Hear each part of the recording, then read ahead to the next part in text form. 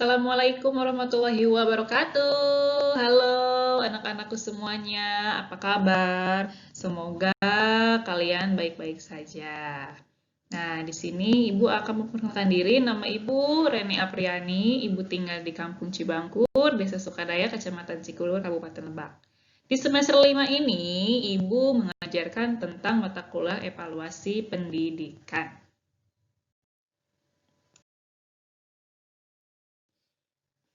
Nah, bisa kita lihat di layar sini terdapat visi dan misi perguruan tinggi Latansa Masyiroh. Nah, visinya sebagai berikut. Misinya ada 4 ya. Nah, perhatikan, cukup diperhatikan ya.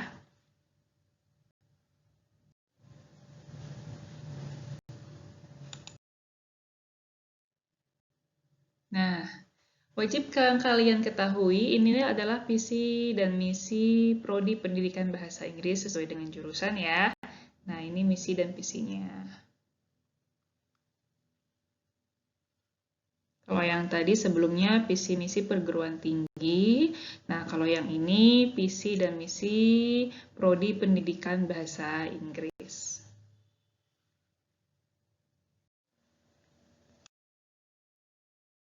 Nah, setelah tadi kita mengetahui visi perguruan tinggi, misi perguruan tinggi, visi dan misi jurusan. Nah, sekarang apa sih kalian belajar, tujuan apa sih kalian untuk mempelajari mata kuliah ini? Nah, tujuannya mempelajari mata kuliah evaluasi pendidikan yaitu untuk membahas kompetensi dalam merancang, menyusun, melaksanakan, melaporkan hasil evaluasi pembelajaran, serta menggunakannya dalam perbaikan pengajaran.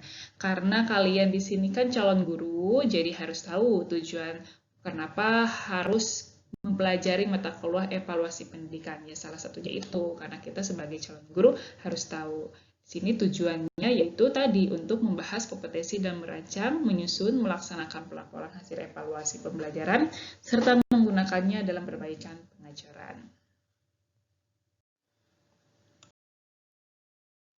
Selanjutnya, yaitu ada yang namanya kontrak belajar. Kita belajar di sini dalam satu semester. Dalam satu semester yang kalian harus ikutin yaitu yang pertama dalam kehadiran.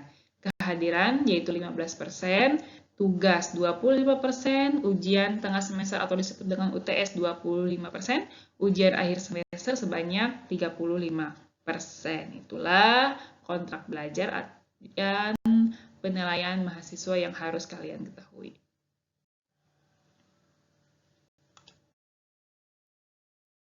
Nah, setelah kalian mengetahui tadi visi misi keguruan tinggi, visi dan misi jurusan bahasa Inggris, kontrak belajar. Nah, sekarang dalam satu semester kita akan mempelajari apa saja di mata kuliah ini. Nah, yang pertama yaitu pendahuluan. Di dalam pendahuluan kita akan membahas tentang pengertian fungsi dan tujuan pendidikan. Itu pertama.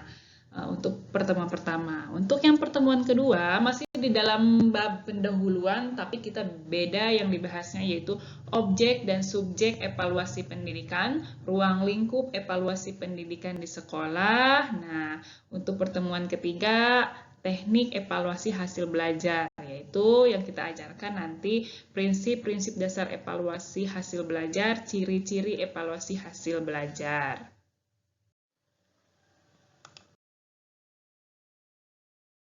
Di pertemuan keempat ada yang namanya teknik evaluasi hasil belajar. Yang akan kita bahas yaitu apa saja ranah kognitif, afektif, dan fisikomotorik sebagai objek evaluasi hasil belajar, serta langkah-langkah pokok dalam evaluasi hasil belajar. Di pertemuan selanjutnya atau nanti di pertemuan kelima akan membahas tentang teknik penyusunan dan pelaksanaan tes hasil belajar. Nah, di situ kita akan mengetahui nanti teknik tes, teknik non-tes, dan ciri-ciri tes yang baik itu seperti apa.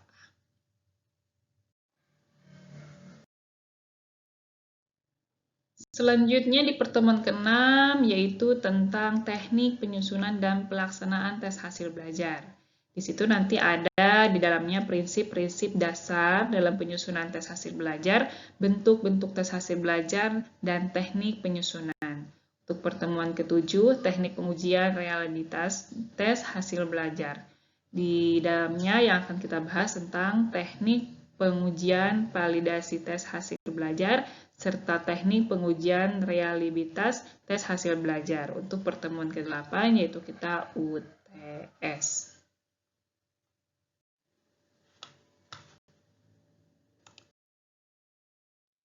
Di pertemuan 9 yaitu teknik pemeriksaan, pembelajaran skor, dan pengolahan hasil tes hasil belajar. Yaitu kita mempelajari tentang teknik pemeriksaan hasil tes hasil belajar. Di pertemuan 10 masih dengan judul yang sama namun kita berbeda.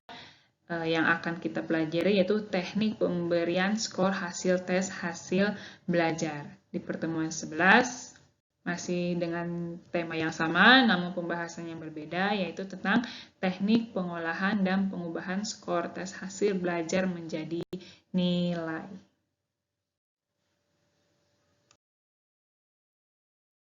Di pertemuan ke-12 sampai pertemuan 16, yang pertama 12 itu analisis item tes hasil belajar. Yang kita ajarkan nanti tentang menganalisis derajat kesukaran item, analisis daya pembeda item. Di pertemuan ke-13, analisis item tes hasil belajar masih dengan tema yang sama, namun yang kita pelajari yaitu menganalisis fungsi distraktor. Pertemuan 14, teknik penentuan nilai akhir dan penyusunan ranking. Yang kita ajarkan yaitu tentang fungsi nilai akhir, faktor-faktor yang turut diperhitungkan dalam penilaian. Pertemuan ke-15, teknik penentuan nilai akhir dan penyusunan ranking. Yang di dalamnya terkait tentang teknik penentuan nilai akhir, teknik penyusunan ranking. Yang terakhir yaitu UAS, ujian akhir semester. Itulah isi RPS dalam satu semester.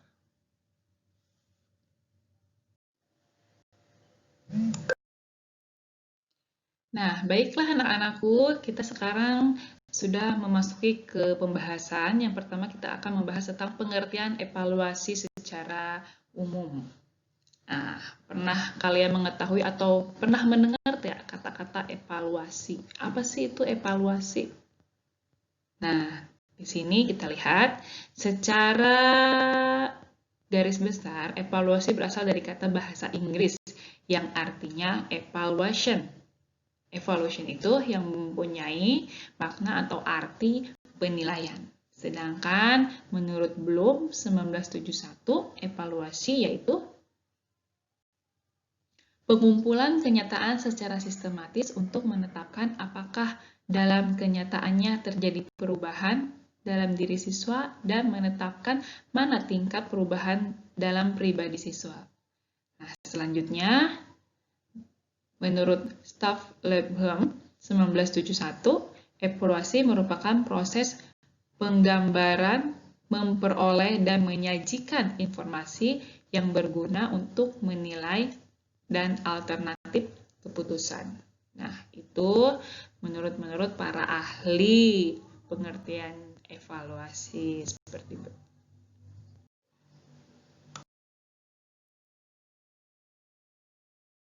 Baik, kita sekarang membahas tentang evaluasi pendidikan. Ada yang tahu tentang evaluasi pendidikan?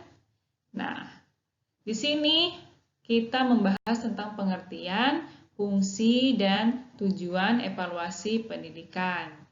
Kita bahas satu-satu. Yang pertama tentang pengertiannya terlebih dahulu. Ada yang tahu tidak pengertian tentang evaluasi pendidikan? Nah, mungkin kata-kata evaluasi pendidikan sudah tidak asing lagi ya kita dengar. Namun kalau kita deskripsikan, terkadang susah juga apa itu tentang evaluasi pendidikan. Secara umum, pengertian evaluasi pendidikan yaitu dapat diartikan bahwa evaluasi pendidikan sebagai suatu kegiatan penilaian yang dilakukan dalam dunia pendidikan. Nah, kalau sedangkan menurut Sudijono tahun 2009, dia mengatakan tentang proses untuk menentukan tujuan pendidikan dibandingkan tujuan yang telah ditentukan. Nah, itu pengertian evaluasi pendidikan secara umum dan menurut Sudijono tahun 2009.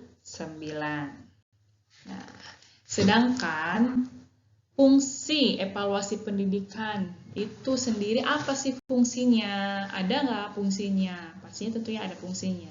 Evaluasi pendidikan mempunyai fungsi, yaitu fungsinya ada 4 fungsi. Yang pertama yaitu berfungsi untuk selektif, yang kedua evaluasi berpendidikan berfungsi untuk diagnostik, berfungsi sebagai penempatan, dan berfungsi sebagai pengukuran keberhasilan. Nah, ada 4 fungsi evaluasi. Yang pertama tadi, apa sih yang disebut dengan fungsi selektif? Nah, kita bahas di sini fungsi selektif yaitu cara untuk mengadakan seleksi terhadap siswanya. Seleksi itu sendiri mempunyai berbagai tujuan, ya antara lain ya untuk memilih siswa yang dapat diterima di sekolah tertentu, untuk memilih siswa yang dapat naik ke kelas atau tidak ke tingkat atau ke jenjang berikutnya, untuk memilih siswa yang seharusnya mendapat beasiswa, untuk memilih siswa yang sudah berhak meninggalkan sekolah, dan sebagainya. Itu yang disebut dengan evaluasi berfungsi selektif. Nah, sedangkan evaluasi berfungsi diagnosis yaitu alat yang digunakan dalam evaluasi cukup memenuhi syarat. Maka dengan melihat hasilnya, guru akan mengetahui kelemahan siswa. Di samping itu, diketahui pula sebab-sebab kelemahan itu sendiri. Jadi, dengan mengadakan evaluasi, sebenarnya guru akan mengadakan diagnosis kepada siswa tentang kebaikan dan kelemahannya. Dengan diketahuinya sebab-sebab kelemahan itu akan lebih mudah dicari cara untuk mengatasinya. Jadi, diagnosis itu menganalisis, mendiagnosa atau menilai siswa-siswa itu kelemahannya seperti apa. Dan ketiga, fungsi evaluasi pendidikan yaitu sebagai penempatan. Apa sih itu sebagai penempatan? Seperti apa? Sistem baru yang kini banyak dipopulerkan di negara barat adalah sistem belajar sendiri. Belajar sendiri dapat dilakukan dengan cara mempelajari sebuah paket belajar, dilakukan dengan cara mempelajari sebuah paket belajar, baik itu berbentuk modul maupun paket belajar yang lain, sebagai alasan dari timbulnya sistem ini. Setiap siswa sejak lahir telah membawakan bakat sendiri-sendiri sehingga pelajaran akan lebih efektif apabila disesuaikan dengan pembawaannya. Nah, itu yang disebut dengan evaluasi berfungsi sebagai penempatan. Yang keempat yaitu evaluasi berfungsi sebagai pengukuran keberhasilan. Seperti apa sih? Nah, fungsi keempat dari evaluasi ini dimaksudkan untuk mengetahui sejauh mana suatu program berhasil diterapkan. Keberhasilan program ditentukan oleh beberapa faktor, yaitu faktor guru, metode pengajar, kurikulum, saran, dan sistem kurikulum. Kemudian, jika dalam proses pengembangan sistem pendidikan evaluasi berfungsi, yaitu untuk perbaikan sistem, tanggung jawab kepada pemerintah dan masyarakat, serta menentukan tindak lanjut hasil pengembangan. Nah, itu tadi pengertian evaluasi pendidikan secara umum dan menurut para ahli, atau tadi kita menurut Sudijo tahun 2009, dan sedangkan fungsi evaluasi pendidikan terbagi ke dalam 4 bagian.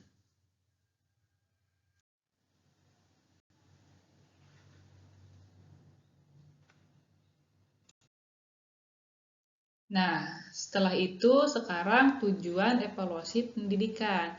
Tujuannya untuk apa? Secara umum, tujuan evaluasi pendidikan yaitu di bidang pendidikan yaitu terbagi ke dalam 2 bagian. Yang pertama yaitu tujuannya secara umum, yang kedua secara khusus. Nah, secara umum terbagi ke dalam 2 bagian lagi. Yang pertama yaitu menghimpun bahan-bahan keterangan yang akan dijadikan sebagai bukti mengenai taraf perkembangan atau taraf kemajuan yang dialami oleh para peserta didik setelah mereka mengikuti proses pembelajaran dalam jangka waktu tertentu. Dengan kata lain, tujuan umum dari evaluasi dalam pendidikan adalah untuk memperoleh data pembuktian yang akan menjadi petunjuk sampai di mana tingkat kemampuan dan tingkat keberhasilan peserta didik dalam mencapai tujuan-tujuan kurikulernya. Setelah mereka menempuh proses pembelajaran dalam jangka waktu yang telah ditentukan. Yang kedua, secara umum, yaitu untuk mengukur dan menilai sejauh mana efektivitas pengajar dan metode-metode mengajar yang telah diterapkan atau yang telah dilaksanakan oleh pendidik, serta kegiatan belajar yang dilaksanakan oleh peserta didik. Nah, sedangkan tujuan evaluasi pendidikan secara khusus yaitu kegiatan evaluasi dalam bidang pendidikan, antara lain untuk merangsang kegiatan peserta didik dalam menempuh program pendidikan. Tanpa adanya evaluasi, maka tidak mungkin timbul kegairahan atau rangsangan pada diri peserta didik untuk memperbaiki dan meningkatkan prestasinya masing-masing. Nah, selanjutnya untuk mencari dan menemukan faktor-faktor penyebab keberhasilan dan ketidakberhasilan peserta didik dalam mengikuti program pendidikan, sehingga dapat dicari dan ditemukan jalan keluar atau cara-cara perbaikannya. Nah, itu tadi tujuan evaluasi pendidikan secara umum dan secara khusus.